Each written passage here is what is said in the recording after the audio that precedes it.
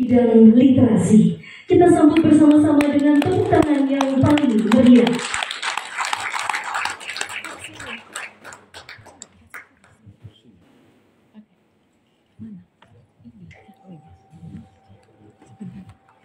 Sebentar. Betul. Soalnya talk show kan? Iya. Talk show.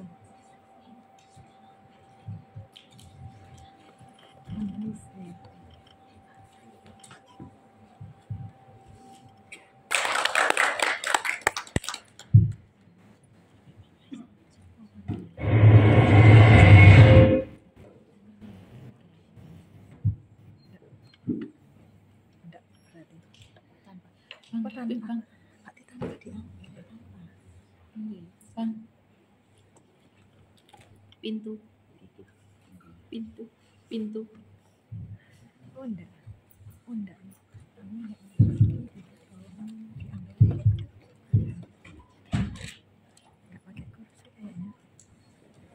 Bismillahirrahmanirrahim. Saya awali dengan sebuah salam yang mengingatkan kita dalam ikatan persaudaraan. Salam yang biasa diucapkan oleh para penghuni surga dan seluruh yang tidak menjawabnya. Assalamualaikum warahmatullahi wabarakatuh. Waalaikumsalam warahmatullahi wabarakatuh. Alhamdulillah, syukur kepada Allah memberikan kita kesehatan. Salawat serta salam untuk inspirator kita, kebanggaan kita, teladan kita, Nabi Muhammad SAW. Dan doa terbaik untuk kedua orang tua kita, semoga Allah mudahkan urusannya dan Allah jadikan kita anak-anak yang soleh yang bisa membawa kebaikan, rahmat, karunia bagi kedua orang tua kita. Amin. Yang aminnya keras, saya doakan hutang-hutangnya lunas. Amin. Dapat mantu yang ganteng, kaya, pintar, soleh. Yang saya muliakan dan kita banggakan Pak Suwaji, salam takzim dari saya, dan Ibu Aini Rizko yang kami muliakan banggakan, dan terima kasih atas inisiatif yang luar biasa. Dan salam hormat untuk Bapak Abu Hair hadir? Sudah kundur. Kundur, okay. Salam hormat untuk beliau dan Pak Nasir Diski di City, sahabat BPKB Jatim. Hari ini saya senang sekali bisa berbagi ya. Saya awal dengan pantun Ibu Aini yang perhatian dan baik. Cakep. Pak Suwaji yang ganteng dan gagah. Mari menjadi guru terbaik. Kita bantu anak-anak meraih prestasi dunia. Hari ini saya akan berbagi soal dua hal. Yang pertama tentang mungkin sedikit pengalaman saya, semoga bisa menjadi insight buat anak-anak kita. Dan yang kedua dalam konteks hari ini kita ya, bagaimana membangun literasi dan numerasi yang optimal. Jadi tadi mungkin disambung Pak Suwaji ya. Jadi sekarang itu memang sedang terjadi diskursus di pusat Bapak Ibu, karena jumlah menteri ini nambah dari 30 sekian menjadi 44.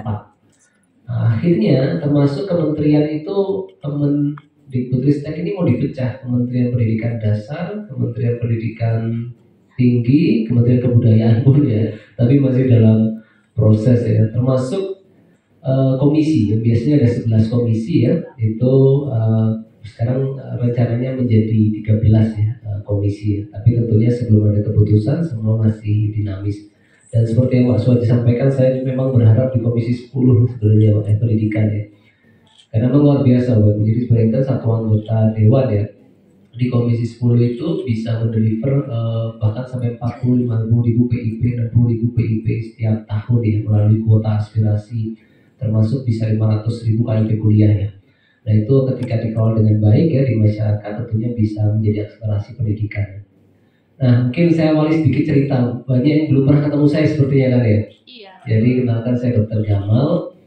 Satu prinsip yang saya selalu gunakan selama ini itu adalah anak-anak harus mulai menemukan potensinya Bapak Ibu. Jadi ada dua teori yang saya pakai. Yang pertama adalah divine calling atau true calling. Ini adalah teori dari dosen di Harvard University, namanya Tal Ben-Shahar. Dia mengatakan, kalau anak-anak mau menikmati hidup, punya pencapaian luar biasa dan punya dampak yang besar, pastikan mengerjakan tiga hal ini: pleasure, strength, meaning. Hal yang disukai, kuasai, dan bermanfaat. Jadi when our interest, ketika kesukaan anak-anak kita intersect with mastery, bertemu dengan ketangguhannya, and get bundle up with sincerity, lalu dibungkus dengan ketulusan, maka lihatlah bagaimana telah Allah memberhasilkan anak-anak kita.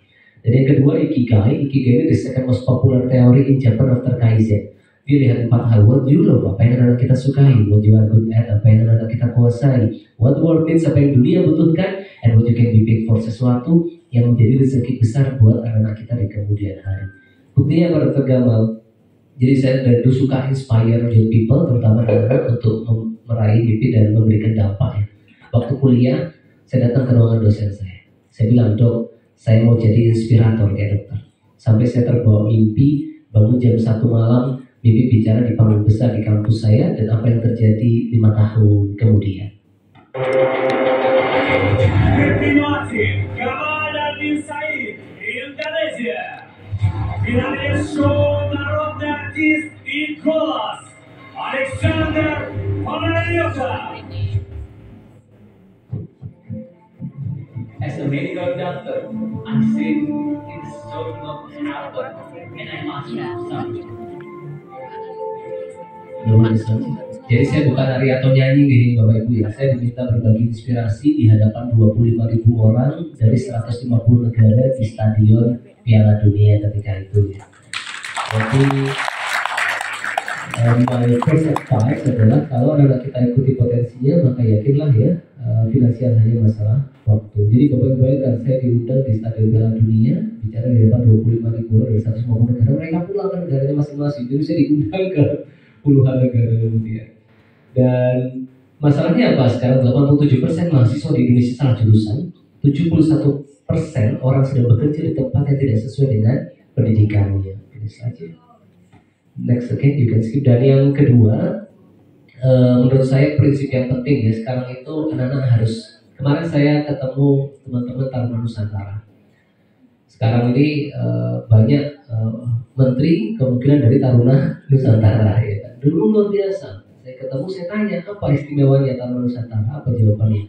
Menderita lebih awal ya. Jadi mereka itu di ya, bahasa Jawanya soro. Bahasa Inggrisnya ikut bahasa Jawa baru suruh. Harus mau suffering. Tapi ini penting. Bapak saya itu juga demikian. Saya itu nggak dibelikan PlayStation, nggak dibelikan DVD player. HP saya tidak punya Bapak Ibu. Saya di SMA 3 Malang kelas akselerasi. Di kelas cuma 2 yang nggak punya HP. Nun Bang Putri, Bapak saya ini jual beli mobil. Usahanya punya showroom. Tapi saya sekolah suruh naik angkot sama Bapak saya. Tapi buat pendidikan, Bapak saya Masya Allah. Saya mau belajar bahasa Inggris, dicari di mana tempat paling bagus buat anak saya belajar bahasa Inggris. Setiap saya mau SD ke SMP, Bapak saya telepon kepala dinas pendidikan. Mana sekolah yang bagus sekarang ya. Bahkan saya kuliah kedokteran yang Bapak saya sampai jual tanahnya. Supaya saya anaknya yang namanya Gamal ini bisa kuliah di kedokteran. Jadi yang kedua ini penting soro legislatif.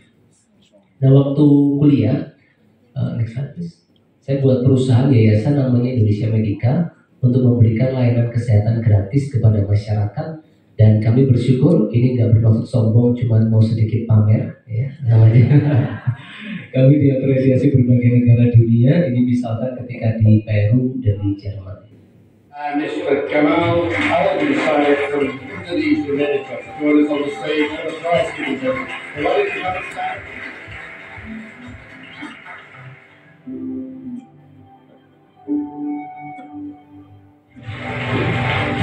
Gamal, please go on stage.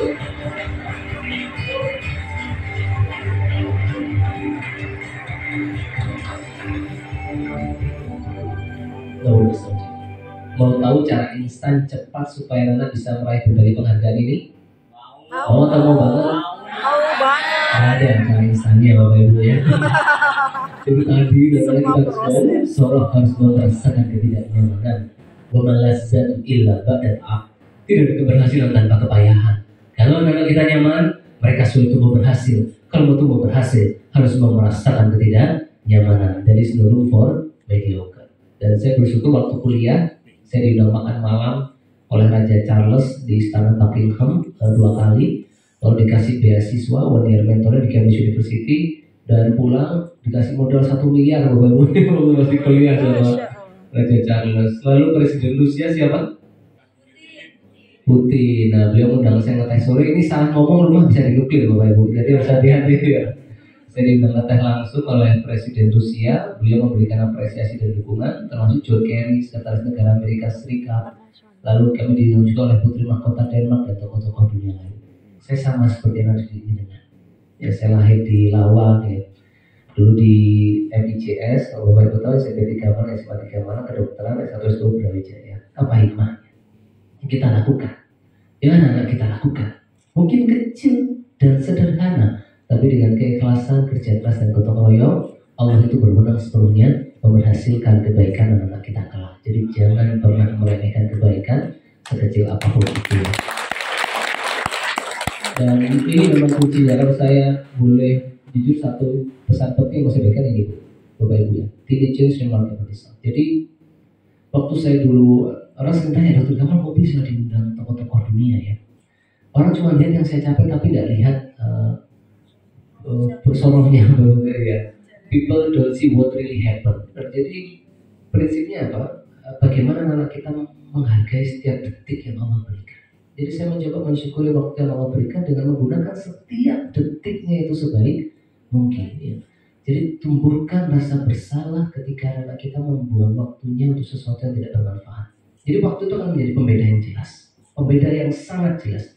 Orang-orang yang menggunakan waktunya dengan baik ya, dan orang yang membuang waktunya dengan sia-sia. Waktu bisa menjadi sekutu anak-anak kita, dan waktu bisa menjadi musuh anak-anak kita.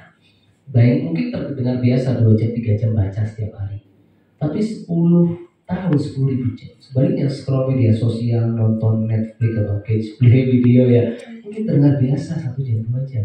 Tapi 10 tahun anak kita membuang 10.000 jam yang kalau dia gunakan itu untuk tadi literasi, numerasi, maka dia akan menjadi pribadi yang powerful di kemudian hari. Dan kenapa saya suka dunia pendidikan? Jadi kalau ditanya gimana membangun Indonesia, saya berpikir sederhana Bapak. Misalnya ingin membangun sebuah desa, kita bantu 50 anak di desa itu kuliah. Akhirnya apa yang terjadi? Akan ada 50 anak yang punya kemampuan. Mereka akan membuat 50 keluarga itu baik. Dan 50 keluarga baik itu akan membuat desa itu baik ya. Desa-desa baik akan membuat sebuah kota baik. Oleh karena itu Juni 2022 ya, saya buat program namanya Malang Cerdas. Ketika awal bisa dicek ke tim saya semua. Saya udah bilang mulai awal, kita bagikan 1000 beasiswa ya, dan kita kunjungi 500 sekolah. Akhirnya saya memecahkan rekor Bapak Ibu. Jadi program kita yang pertama itu adalah beasiswa. Alhamdulillah per hari ini kita sudah membagikan 4.527 beasiswa untuk pelajar-pelajar. Ini contoh adik-adik yang sekarang kuliah secara gratis ya, melalui beasiswa yang kami hadirkan. Assalamualaikum warahmatullahi wabarakatuh. Perkenalkan, saya Silma Wiyah Fitri. Saya Ahmad Mulazim Maraki. Saya Intan Nuraini Setiasih. Saya Ihsan Tasrik. Saya Muhammad Agus Irfanto.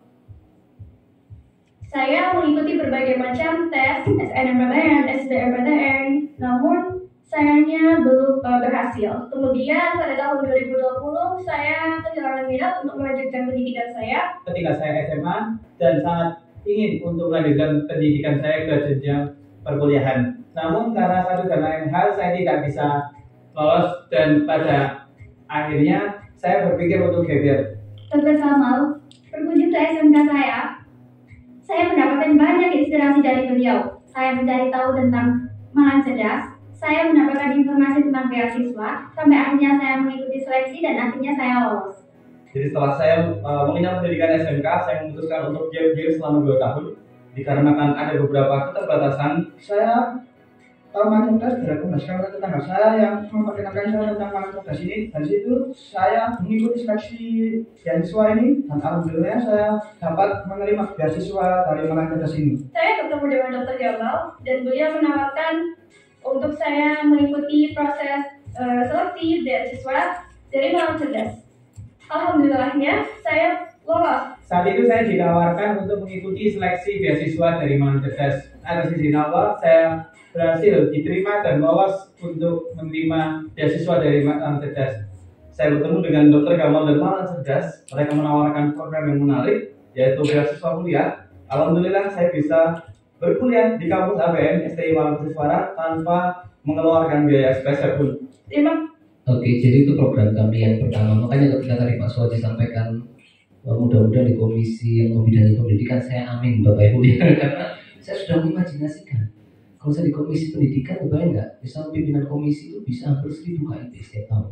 Jadi kalau 5 tahun jabat, misalnya anggota aja itu bisa bantu 500-an ya kuota aspirasinya. Berarti 5 tahun bisa bantu 2.500 sampai 5.000 anak kuliah gratis ya. PIP-nya 2 tahun 5 tahun itu bisa bantu kurang lebih 200.000 300.000 anak. Lalu program kami yang kedua namanya Gamal Ghost to School. Jadi saya memecahkan rekor mengunjungi 267 sekolah Semarang Raya. Jadi kalau dulu saya ke Inggris, Rusia, Jerman, Amerika gitu wangi-wangi Bapak Ibu ya. Sekarang ke Kasembon sampai Gading, Baleseman koyo alir. Kalau orang dengar 4.527 beasiswa ataupun 267 sekolah mungkin terdengar biasa. Tapi bagi saya dan tim butuh perjuangan pengorbanan luar biasa. Kami berangkat jam 4 pagi, kembali itu jam 3 dini hari. Bahkan saya kalau ke daerah pelosok itu langsung 5 sekolah setiap hari. Misal Kampel Gading itu maghrib bayangkan. Maghrib saya masih ketemu memotivasi balik murid Bapak Ibu. Baru pulang dari Kampel Gading jam 10 dan kami komitmen melanjutkan. Alhamdulillah sampai hari ini. Tiap hari itu 1-2 sekolah ya. Bahkan sekarang kita buat Indonesia Cerdas bukan hanya di Malang. Saya kunjungi sekolah di Lampung, di Jogja dan lain sebagainya. Karena kami punya prinsip Bapak Ibu. Lebih baik kita menderita karena kedisiplinan daripada kita menderita karena kegagalan dan penyesalan. Jadi disiplin itu senjata ampuh yang dimiliki anak kita, dan itu adalah jembatan antara cita-cita anak kita dengan pencapaian. Lalu kita mungkin membahas literasi. Jadi saya menghabiskan banyak waktu Bapak Ibu pelajari jurnal, kajian, penelitian soal masalah-masalah ya, pendidikan di Indonesia. Dan tema hari ini menurut saya sangat relevan dengan kondisi kita hari ini. Jadi permasalahan kita yang pertama apa? Bayangkan skor PISA kita itu terendah sepanjang sejarah. Bayangkan. Next slide. Jadi saya pelajari kemarin sepanjang Indonesia mengikuti the program for international student assessment, sekarang skor kita ini terendah dalam sejarahnya. Next slide. Jadi bahkan kita peringkat terakhir itu 69 ya dari 81 negara. Next. Reading kita peringkat 66 dari 79 negara, peringkat 13 dari bawah Bapak Ibu ya. Next. Nah ini gambarannya. Tapi yang menarik ini next ya. Lalu ada sebuah proyeksi. Jadi PISA-nya dikeluarkan Organizational Economic and Community Development ya, OECD ya. Organization for Economic Cooperation and Development. Jadi kalau rata-ratanya mereka contoh itu skor membaca ya rata-ratanya 493. Jadi kita butuh kurang lebih 65 tahun bayangkan kalau proyeksinya seperti sekarang untuk menyamai negara-negara OECD. Bapak Ibu bayangkan, jadi kita butuh 65 tahun mengimbangi negara-negara tersebut kalau tidak ada percepatan yang akseleratif. Next slide. Ini kita agak serius sedikit nih Bapak Ibu ya sekarang ya. Tapi ini insya Allah sangat bermanfaat sekali buat Bapak Ibu bawa ke wilayah masing-masing. Lalu masalah yang kedua apa? Fixed mindset. Dari laporan PISA kalau kita bedah lebih dalam masalah Indonesia apa? Cuma 29% anak di Indonesia yang punya growth mindset. Jadi ada namanya fixed mindset, growth mindset. Fixed mindset itu begini. Jadi ketika ditanya di survei itu, apakah setuju atau tidak setuju dengan pernyataan bahwa kecerdasan tidak bisa diubah? 71% anak kita setuju bahwa kecerdasan tidak bisa diubah. Tapi pernyataan sederhana ini akan mendorong pada sebuah kepribadian yang menghambat pengembangan diri. Jadi di sekolah-sekolah itu kan harus membangun growth mindset ya. Next again. Nah yang berikutnya tadi mismatch bakat, pendidikan dan pekerjaan ya. Next slide. Jadi sekarang SMK penyumbang pengangguran terbesar. Next again. Dan tadi banyak yang salah jurusan, ikuti teman. Seperti kami misalkan ya, kita pekan ini membagikan 35 beasiswa. Itu ada yang maunya agama sebetulnya. Tapi karena terima beasiswa dari kami, jurusan apa aja kadang diterima begitu. Itu satu problem. Bagaimana termasuk kadang alasan orang tua ya, termasuk terlalu banyak menerima saran dan mengikuti teman. Next slide, go ahead. Dan next again. Nah yang berikutnya next again, ada krisis literasi dan krisis numerasi. Jadi saya mengumpulkan datanya mulai 1 dekade yang lalu ya. Kalau yang sering digunakan kan UNESCO misalkan ya, katanya dari 1.000 anak Indonesia cuma 1 orang saja yang suka membaca ya. Dan dari Central Political Study University kita peringkat 60 dari 61 negara dalam konteks literasi ya. Yang bisa tadi sudah kita jawab ya, peringkat. Artinya kan data ini relevan Bapak Ibu. Data ini saling mendukung antara satu data dengan data yang lainnya bahwa kita punya krisis literasi di Indonesia. Next. Ini gambaran the world most literate nation ya. Indonesia peringkat 60. Next. Termasuk data-data perkembangannya mulai 2012 sampai 2016. Next aja, go ahead, you can skip. Dan masalahnya di situ backslide. Minimal budget ya. Yang tadi disampaikan Pak Sohaji itu memang menjadi satu problematika besar hari ini ya. Sehingga kita tidak mampu keluar dari problematika ini hari ini. Next slide. Nah, kenapa literasi ini penting Bapak Ibu? Kebayang literasi itu tidak sekedar anak-anak itu, bahkan ada satu penelitian lagi saya temukan, anak itu membaca tapi tidak paham apa yang dibaca. Jadi membaca tapi komprehensiveness-nya itu rendah. Dan jadi misalnya orang bicara takut, saya takut nanti tertabrak. Ketika anak itu membaca kata takut, Pak Andi takut tertabrak. Kata takut itu kan akan di otak kita akan menarik beberapa kata lain. Ya, takut ini kan sebenarnya maksudnya kan Pak Andi khawatir tertabrak ya kan.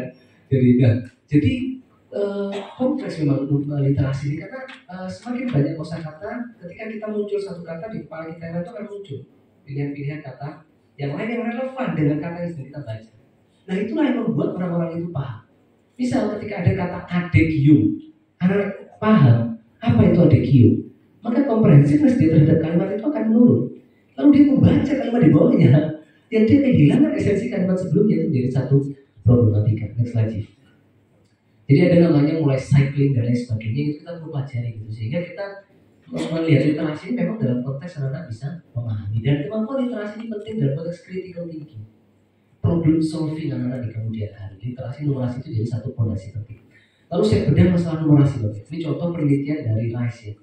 Ternyata masalah numerasi kita fatal sekali. Next. Jadi back saja. Jadi setelah kita berhasil memastikan sekarang anak-anak itu ke sekolah, maka tugas selanjutnya itu adalah memastikan anak-anak itu belajar. Jadi bedakan antara schooling dan learning. Ke sekolah belum tentu belajar. Ya. Mungkin anak-anak sekarang ke sekolah, tetapi fokus kita sekarang bagaimana ketika ke sekolah itu belajar dengan berkualitas. Next, saya berikan gambaran contoh ini.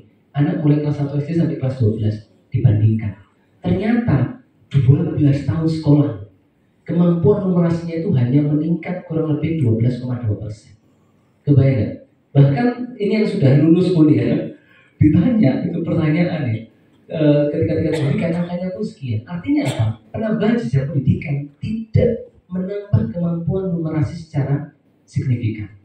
Problemnya apa? Banyak memang. Kadang kurikulumnya ini, yang diajarkan ini, yang dites ini, beda semua ya. Jadi next slide. Ini survei dari FLSN dan ini kenapa ini menjadi satu problem? Jadi kalau kita lihat effective education system seperti itu ya, foundational skill-nya kuat sehingga dia belajar di proses selanjutnya pun lebih mudah. Next slide. Nah ini gambaran Bapak Ibu ya. Jadi problem problem kita hari ini ya, atau negara-negara yang belum kuat pendidikannya itu adalah ketika artinya dalam mereka foundational skill-nya tidak kuat di awal sehingga pelajaran lebih lanjut itu menjadi lebih lemah. Next slide. Oke, go ahead with that. Nah, back slide. Nah ini satu contoh penelitian di negara lain ya. Dan kurikulumnya ini yang diajarin ya di bawah, yang dites berbeda. Ini satu problem tidak linear. Memang simplifikasi itu lebih penting begitu hari ini. Next slide.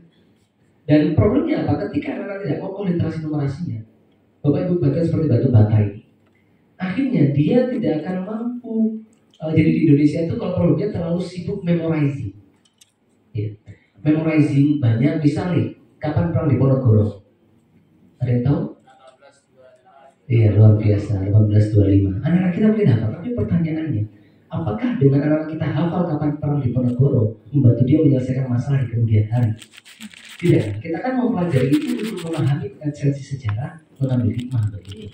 Nah, ketika anak disibukkan dalam konteks memorizing, akhirnya tadi kemampuan yang lain ya, analisisnya, demonstrate, explain-nya menjadi problem. Nah sehingga di situ kita harus memperkuat literasi numerasi karena itu menjadi foundational skill yang dibutuhkan anak kita di kemudian hari. Go ahead, next. Dan perguruan tinggi kita masih masalah Bapak Ibu. Jadi padahal pemerintah itu sudah menghabiskan anggaran besar selama mulai tahun 2011 ya, kurang lebih sekarang itu 900.000 lebih penerima mulai bidik misi, beasiswa pendidikan, KIP kuliah ya. Tapi angkanya masih tertinggal kita, angka anak partisipasi kasar pendidikan perguruan tinggi kita. Next, okay. Go ahead. Nah, problemnya padahal pendidikan ini penting, ini penelitian. Kan sering sekarang pengusaha nggak semerah, dia kalau masih motivasi kemana-mana dia nggak sekolah tinggi tapi berhasil gitu kan. Tapi anaknya di sekolah tinggi gitu ya. Nah, jadi padahal pendidikan semakin tinggi, pendidikan anak kita semakin tinggi rata-rata pendapatan di kemudian hari. Oke, go ahead, you can skip this part, go ahead. Nah, terakhir mungkin dalam konteks explore the talent ya. Next. Jadi satu problem yang saya sekarang ingin highlight adalah sering kadang-kadang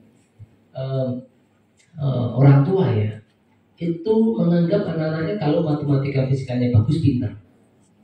Ya, kalau matematikanya nggak bagus ya gitu, atau nilainya nggak bagus nggak pintar. Padahal kecerdasan ini ada 8, ada penelitian 16 jenis kecerdasan. Contoh nih, bisa jadi anak-anak numeriknya lemah Bapak Ibu, memang, atau verbal linguistiknya nggak terlalu kuat misalkan, tapi ternyata kemampuan body kinestetiknya bagus. Bapak Ibu bayangkan kalau Messi sama CR7 lahir di Indonesia, dia masih main sepak bola, dipanggil sama ibunya di Jewer suruh mengerjakan matematika ya. Dia lagi dribble bola dipanggil sama bapaknya gitu, suruh mengerjakan tugas fisika. Padahal dia nggak suka, akhirnya nggak jadi pemain bola yang jago juga, tapi dia matematikanya pas-pasan juga gitu akhirnya. Nah, dia memahami ini. Kita lihat setiap orang punya kecerdasan. Jadi ada yang cerdas linguistik, ya dia bisa jadi ya marketing, presenter, bisa negosiasi dan lain sebagainya. Next saja, go ahead, you can skip this part. Go. Nah, dan termasuk fokus ke passion yang kita sampaikan ya. Ini contoh, oke, go ahead, one more.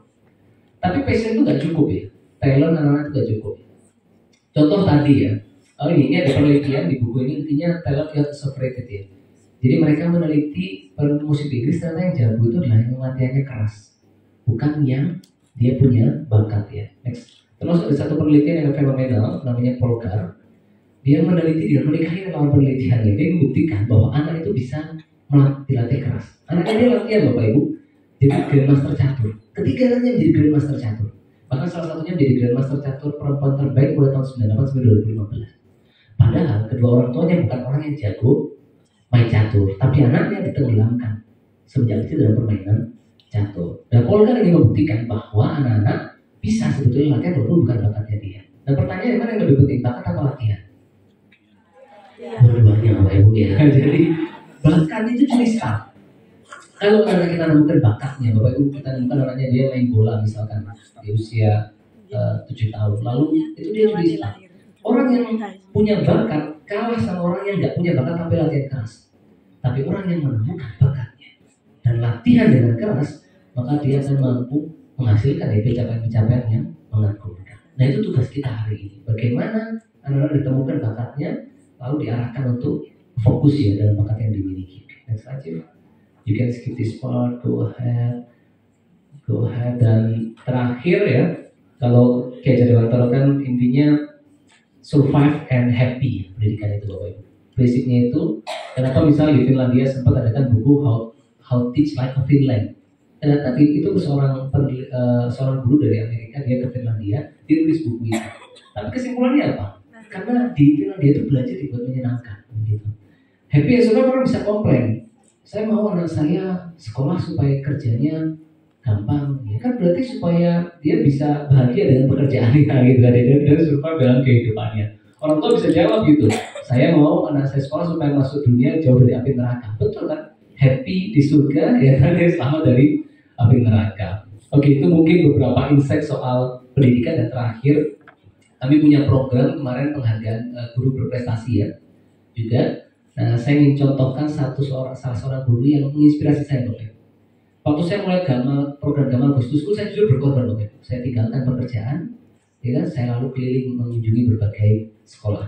Sampai saya di satu sekolah, saya bertemu dengan seorang guru waktu itu yang banyak sekali ya. Saya ketika ada satu sekolah saya ketemu seorang guru yang sakit kanker tapi masih mengajar begitu. Ada juga saya ketemu seorang siswa ya di SMP yang kondisi keluarganya terbatas tapi dia masih ingin lanjut kuliah gitu. Jadi banyak hal-hal yang menginspirasi dalam perjalanan, dan salah satunya you can believe it my brother, ini seorang guru yang akhirnya mendapatkan penghargaan utama dari kami dalam Guru Award ya, karena beliau itu setiap hari mengendarai kendaraan ya, motor dari daerah luar kota ke Malang ya, menempuh 2 jam setiap hari ya. Jadi saya dulu kan saya mikir Gustusku luar biasa, saya udah bikin 267 sekolah ya, ternyata ada guru yang Gustusku tiap hari gitu kan ya, dengan jalan tempuh seperti yang saya lakukan ya. Dan akhirnya kami menjadikan ya, itu menjadi teladan bagi kita semua. Could you preview it brother? In the same slide ya. Okay. You can find it. Inna Allah ma'a. Oke, di mudah-mudahan mungkin, mudah-mudahan.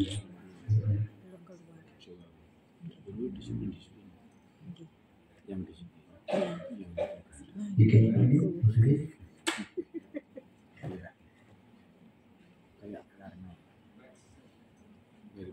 Mirip orang dulu itu juga mirip-mirip, orang sekarang cuma mirip-mirip karena kan juga dari apa namanya. Okay, you can find it. Let me continue it. You can find it. Jadi mungkin itu dari saya Bapak Ibu semua, dan mungkin 3 pesan terakhir dari saya. Pertama, satu orang hebat bisa menghasilkan banyak karya, tapi satu guru hebat bisa melahirkan banyak anak hebat. Dan berikut adalah inspirasi yang dihadirkan oleh salah seorang guru di Kabupaten Malang. Mari kita saksikan.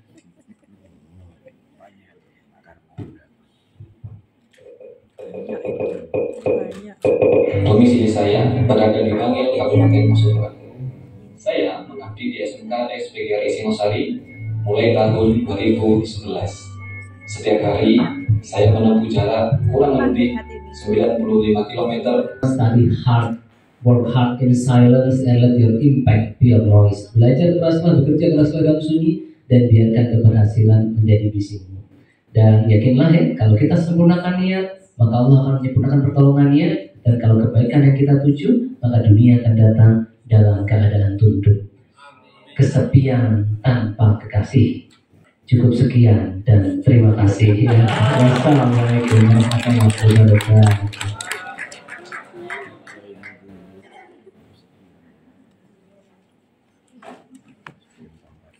Baik, terima kasih.